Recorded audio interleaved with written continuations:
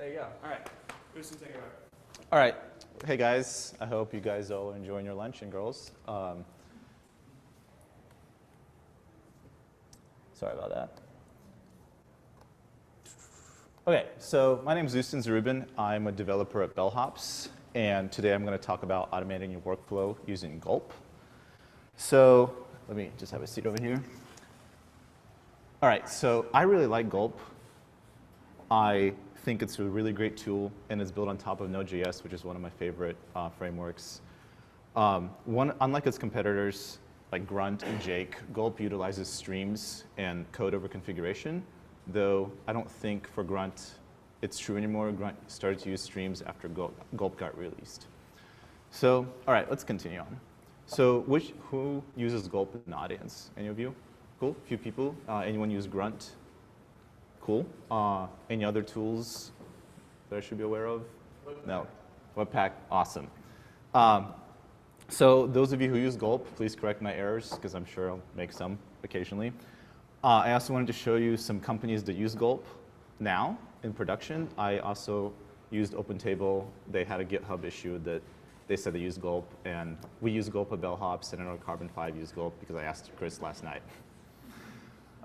And if you want to know more about what companies use Gulp, just follow this link over here. We'll have the slides posted, and you can learn more about it and make a comment, say, hey, we use Gulp, and keep the party going. All right, so to get Gulp set up, you first need to install Node, and then you have to install Gulp. You need to create a package.json file. Then you need to create a Gulp file, and that's where the magic lives. That's where all our tasks and all of our plugins live. And then we get to write tasks. Yay. All right, so let's get started. First, let's install Node and Gulp. I'm not a Windows user, so I have no idea how to install Node on Windows, but I'm pretty sure they have binaries that will do that for you. On OS X, you just brew install Node, and that will take care of you, and it will compile for you. And if you still use Mac boards, just get out of here. All right. One thing that you do have to worry about, if you're installing Node on Ubuntu, there's already an alias set to Node, so it's a little bit trickier to get that set up. Just something to think about. All right, to install Gulp, we first have to install it globally. And when we install Node, it comes with NPM, which is the Node package manager. It's very similar to Ruby gems or pip, or I believe .NET people, you guys use NuGet. Correct me if I'm wrong. So we use -g to install it globally. And if you're like me, who constantly forgets that you need access rights, please don't forget to use sudo. OK, so now let's talk about setting up your package.json file and initializing your project. It's really simple. Using npm again, we just type npm init. And so let's go ahead and do that. And I created a directory chadev, so I'll hit npm init. Can everyone see that all right? Or do I need to make it bigger a little bit? Is that better? Let's do one more. All right. So type npm init. It's going to ask you some questions like the name of your project. We'll just call it chadev, the version number, description. Let's call it simple project. The entry point is where your main JS file is going to be. We can just leave it at index. It doesn't automatically create it for you, just something to consider. We're not going to do any testing today. Unfortunately, we won't get time. So we'll just leave that blank. I'll leave the Git repository blank, all that, put my name in. It's going to ask you to confirm everything. I'm going to hit yes. And if we hit ls, here's our package.json file. It's really that simple. You can also just go ahead and do vim package.json file if you wanted to, as long as you remember to keep it JSON format. All right, so let's go back to our talk. So once that's set up, you're going to have to install Gulp as a dev dependency so that your project is aware that you are using Gulp in your dev environment. So let's go ahead and do that. Hopefully our internet will be OK. NPM is going to have warnings that I didn't set up a README or repository. There we go. We installed Gulp and all of its dependencies. And if we go ahead and actually open our project in Atom, might take a little bit.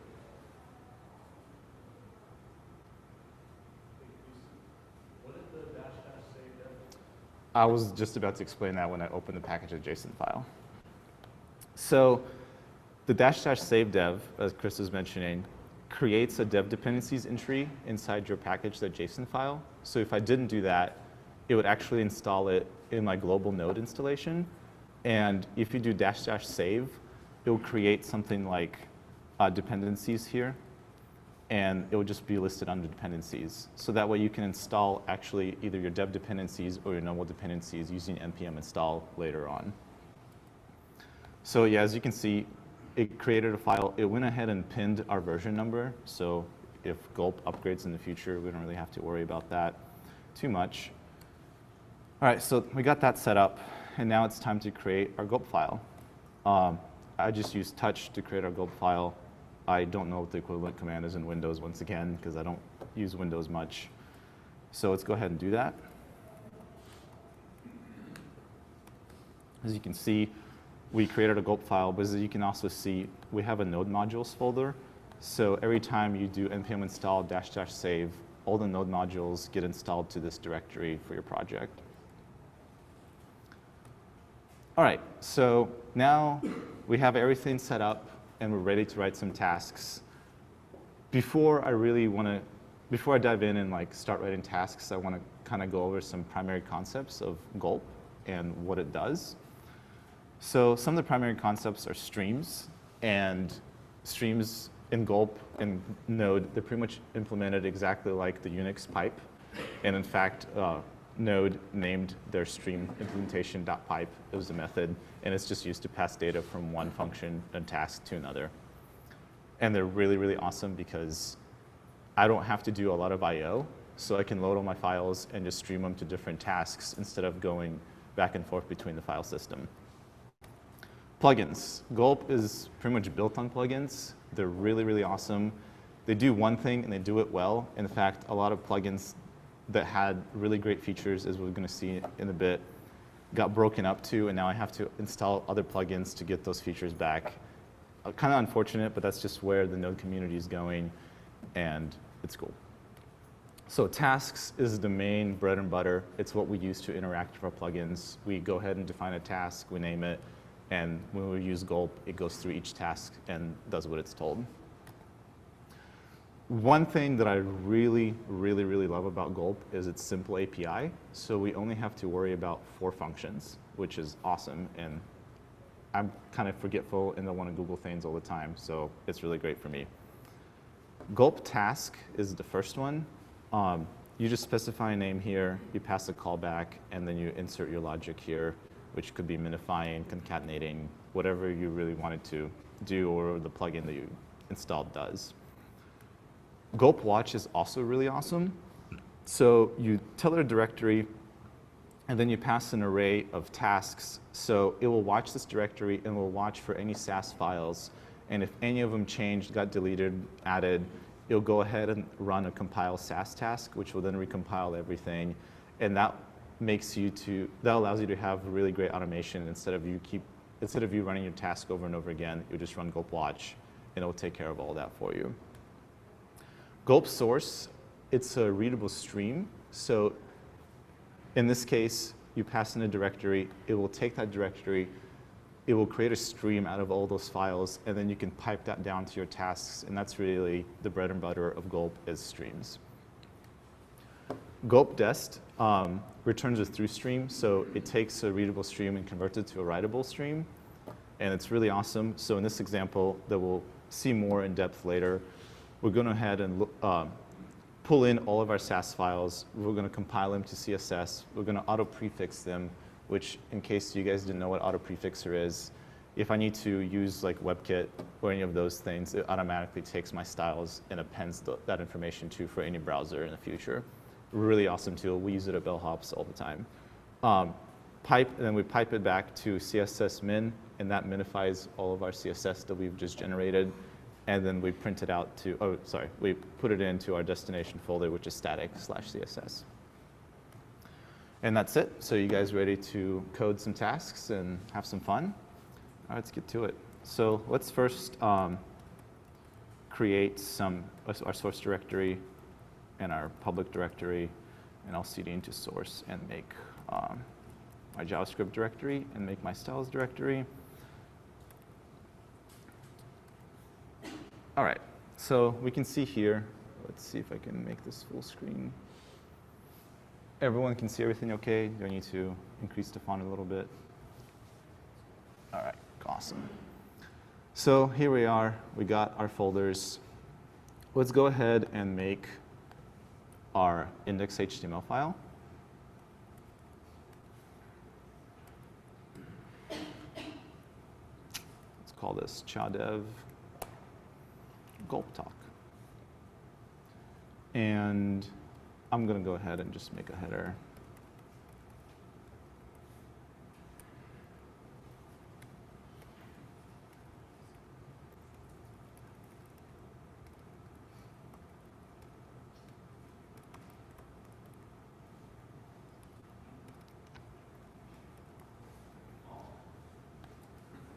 All right, so let's go ahead and open this in Chrome. Cool. Actually, I want to open this in incognito because sometimes Gulp, the tasks get cached. All right, cool. So we have our header, we have our p tag. Let's continue on.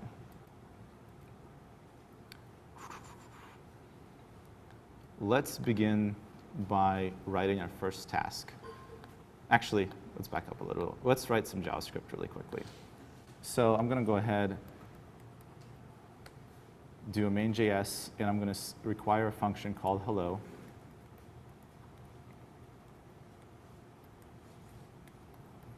And this is a common JS pattern to require modules. And we're going to say, we're just going to execute it here. Let's go ahead and make our say hello function.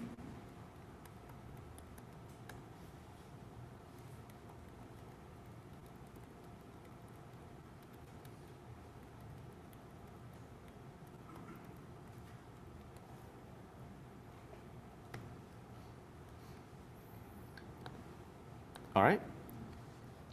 So how do we get this JavaScript file into our HTML file? Well, because I'm requiring modules, I can't really insert this main.js file and then have this execute because this is more of a common JS node pattern. So we're going to need something called Browserify to get that working. And what Browserify does is it allows me to use require like I do in Node, but more for the front end. So it keeps my code very modular and really easy to use and easy to read. So let's go ahead and install all the dependencies that we need to get Browserify working. So we'll do npm install. We already installed Gulp, so let's install Browserify. And Browserify uses its own streams, and Gulp uses something called vinyl streams. So we're also going to have to convert Browserify streams to the vinyl source streams that Gulp utilizes. So we're going to have another plugin called vinyl source streams. And we'll make sure to save it into dev dependencies. Oh, what did I do? I think it's stream. There we go. My bad. All right, it went ahead and installed everything. I'm going to clear my terminal. And if we look in our package, the JSON file, here are our dependencies. Everything looks good. So to get Gulp set up, we first have to require Gulp.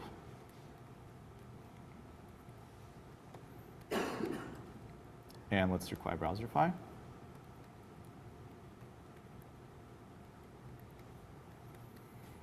And let's require our source stream.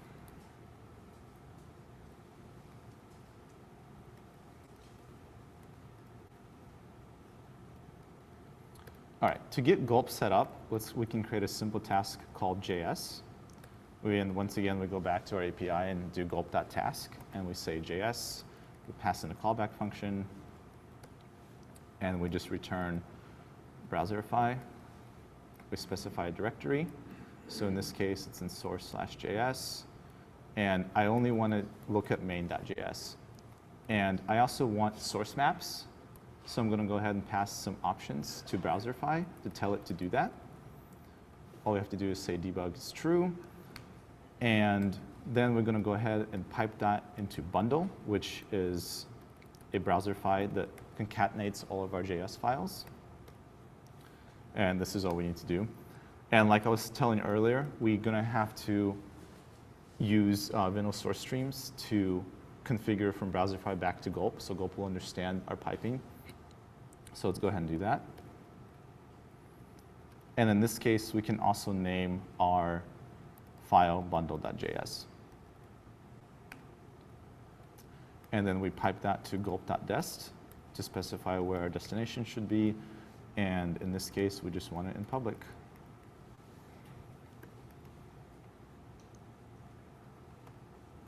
Go ahead. Where at? I can't see. Line 3. Oh, thank you so much. Thank you. So let's go ahead and run our Gulp task. And to run any Gulp task, we just type in Gulp and we type in a task name. So we see here that it's using Gulp. It started and finished the task. So let's go ahead and see if it actually worked. Oh, look at that. We have bundle. It's not minified, and we have our source map. Everything looks good. Let's go ahead and require this file inside of our HTML file. Adam does this weird thing. That's in public /js/bundle.js. All right, let's go back to Chrome. Let's refresh.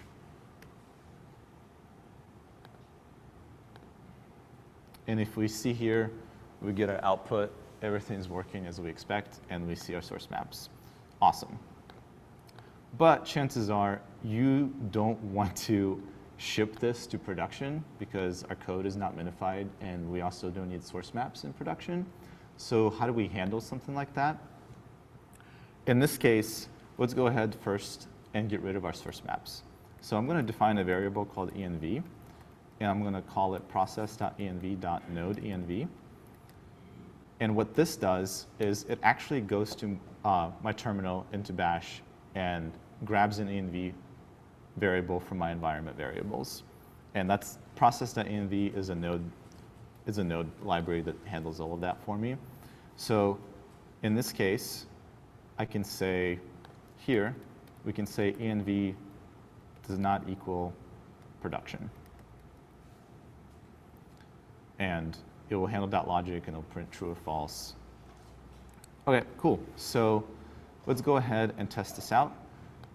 So here, you can do a few things. You can hit export node.env, say development.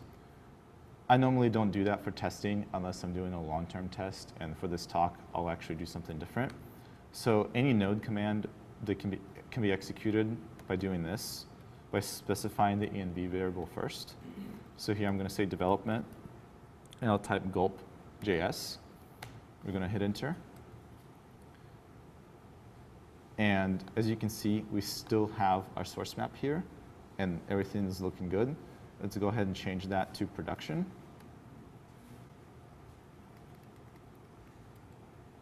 Oops. Notice the source maps are now gone. All right, so we take care of our source maps, and now we need to take care of minifying this beast and push that to production. So how do we do that? There's a great plugin called Gulp Uglify that handles that for you. So let's go ahead and install that. Like I said, Gulp is all about plugins. That's unfortunately one of its downfalls sometimes.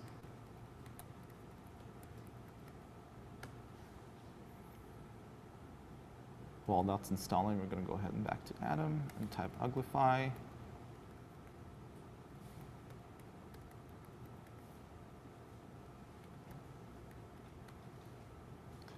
And all we do is we go ahead and we just pipe that back to Uglify.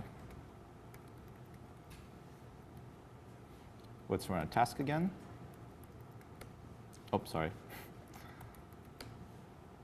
So notice we got an error.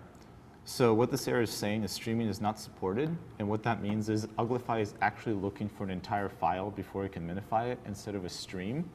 So we're going to have to convert our buffer into a stream so Gulp and Uglify know what's happening. I'm sorry, we have to convert our stream back to a buffer and then back to a stream again. So to do that, we have to install another plugin called Gulp Streamify.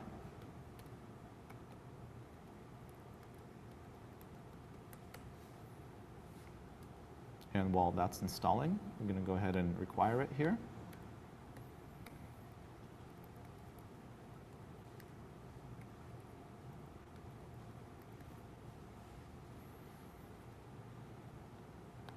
And all we do is wrap our Uglify function with Streamify, and everything should be working.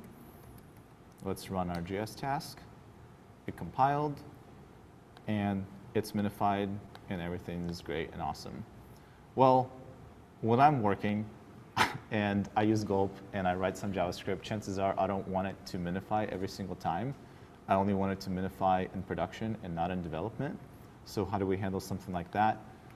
We actually have to include another module, and I'm probably going to be saying that a lot during this talk. Sorry. So let's go ahead and use something called Gulp If. It's one of my favorite modules because you'll see in just a second.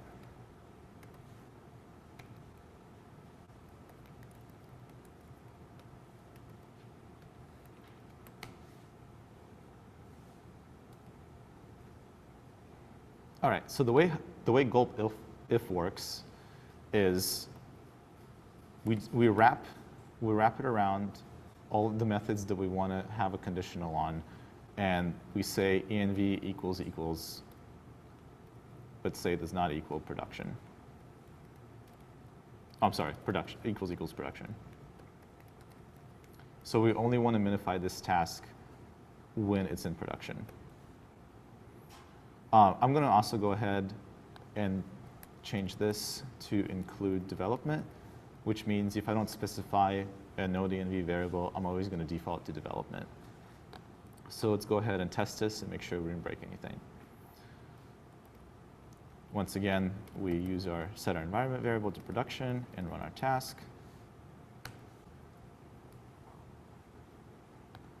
Everything's still minified, so let's try to run development. Actually, no, we just can run this by default now.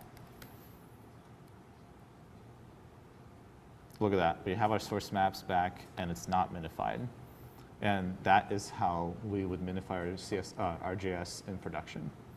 And let's go ahead and open Chrome just in case to make sure we didn't break anything. We didn't. Everything looks great. So unfortunately, JavaScript is not the only thing that we need to minify in production. At Bellhops, and I'm sure at OpenTable and Carbon 5, you guys use Sas and other things. How many people use Less or Stylus? Anyone? Cool, cool. I love Less. I just don't have a lot of experience with it. All right, so let's start setting up our task that will minify our Sas files for us. I'm just going to call it Sas. And we're going to need a few things here, actually. So let's go ahead and specify a source folder, which would be styles / let's call it main.scss for now. All right, so let's create our Sas files.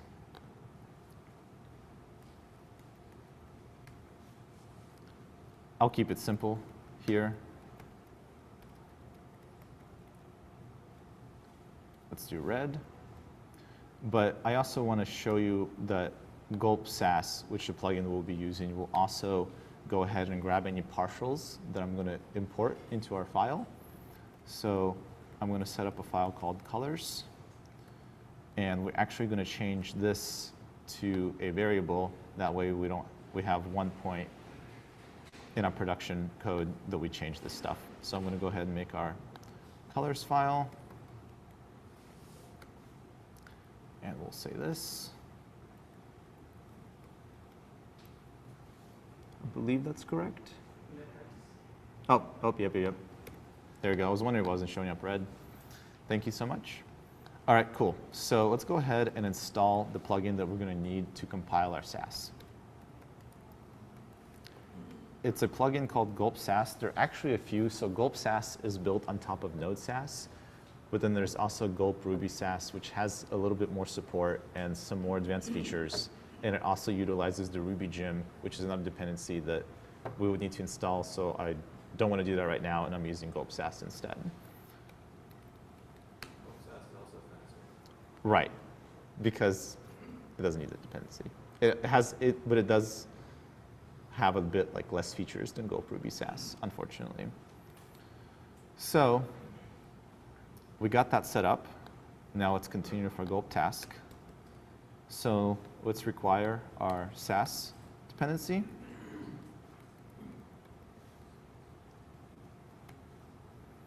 Let's pipe that to Sass. And then pipe that to our destination. And that's going to be in public CSS. Awesome.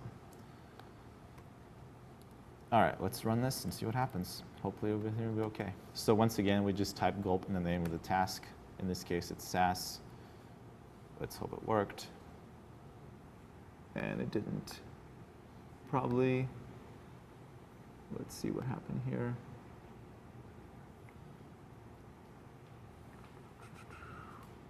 Ah.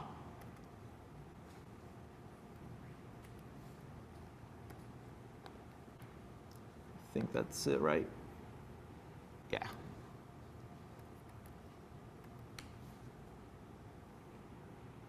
Oh, my bad. Who didn't catch it? Sorry. My bad, guys. Sorry.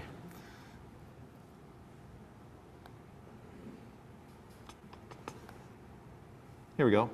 So here it is, and we can see that it actually compiled our partial and outputted the correct color. Sweet. So let's go ahead and require that in our HTML. Good God.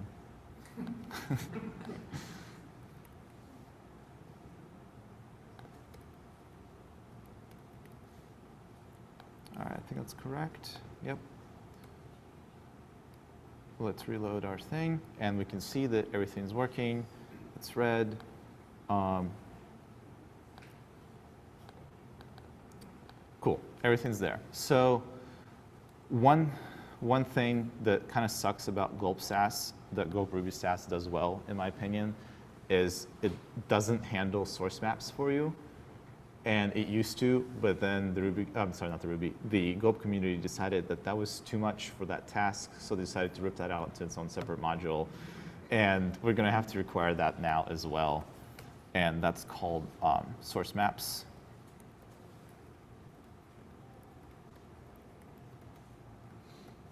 Let's go ahead and install that.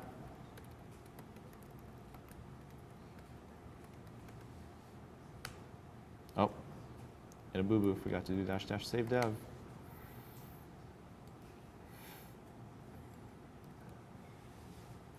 OK, so to get this working, it's actually pretty straightforward.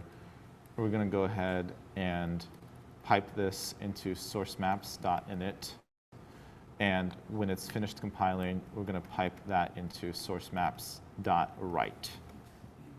And I believe that should get us the source maps. And let's double check.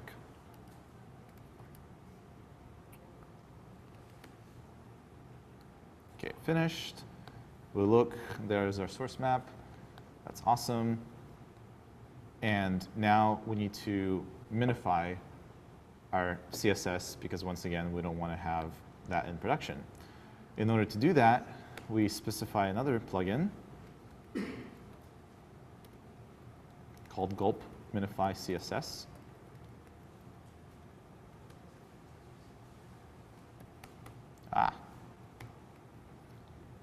And let's go ahead. What is that? Oh, good catch. Thank you.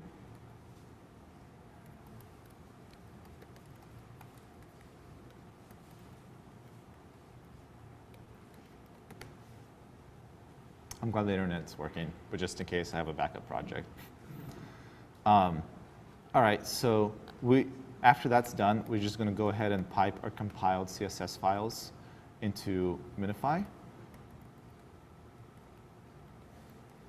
And that should do it.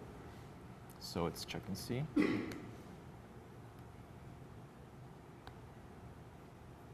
And if we look, our file is minified. So Minify is also a really powerful library, so it knows that the default red hex I specified is just color red for browsers. So it went ahead and made that for me. All right, so let's go ahead and minify this.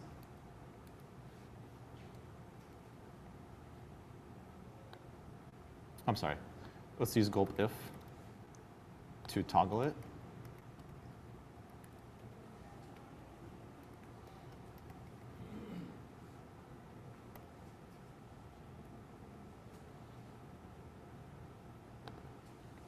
And we also want to toggle the source maps.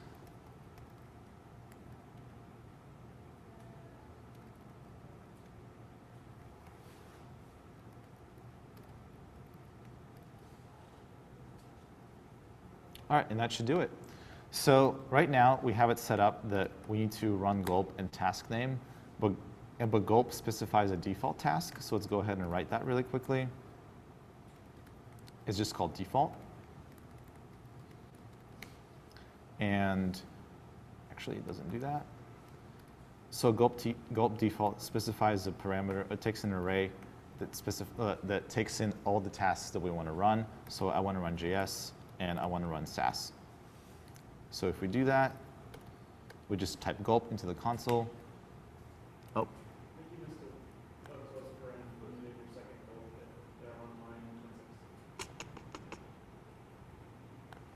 Yep, thank you. So we ran over our tasks, and you can see gulp is actually asynchronous. So it will run your task asynchronously, and if you need to run something in order, gulp has a lot of tools and plugins to get that working. And you can also set up your gulp in a way that the callbacks will call other methods and make that more synchronous. So one last thing I want to specify is another task, since we're running out of time. We call it watch. And what this will do is we'll specify which folders we want to watch. And in this case, I want to watch the source folder for styles and any of its subdirectories and any SCSS files that they may have. And then I want to run our Sas task. And we'll do the same thing for our JavaScript.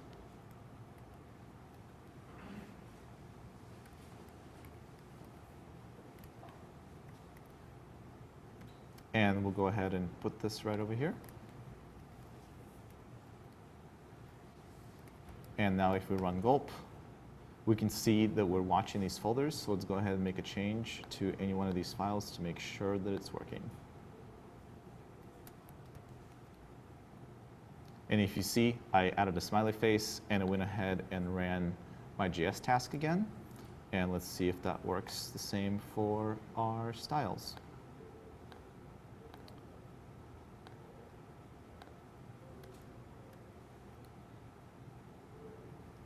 Oh, I broke something. There we go. Let's change that back to 0. There we go. Our Sas works, and that is a very basic introduction to gulp.